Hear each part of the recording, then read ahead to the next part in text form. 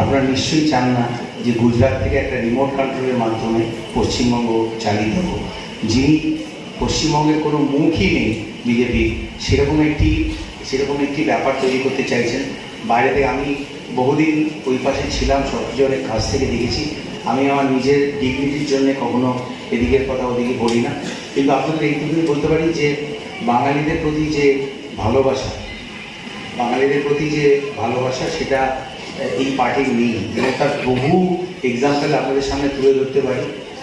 12 বছর ধরে আজকে ক্ষমতায় রয়েছে বিজেপি কেন্দ্রতে, একজনও বাঙালি ক্যাবিনেট মিনিস্টার করেনি, একজন বাঙালিকেও ক্যাবিনেট মিনিস্টার করেনি। আপনি ভেবে দেখুন, যে পার্টিটা শুরুই হয়েছিল শ্যামাপ্রসাদ মুখার্জির শুরুই করেছিলেন একজন বাঙালি শ্যামাপ্রসাদ মুখার্জি, সে কবে, এবং সেই পার্টিতে একজন বাঙালিকে করেন। এবং এর বিরুদ্ধে, অন্যায়ের বিরুদ্ধে আমি প্রতিবাদ করেছিলাম।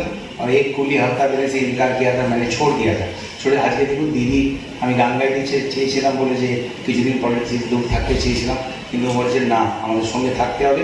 আজকে রাজ্যসভাতে উনি শুধু পাঠিয়েছেন তাই নয়, আমাকে গান গাইবার যে সুযোগ দিয়েছে, আমি কেন এই কথাটা বলছি, সমস্ত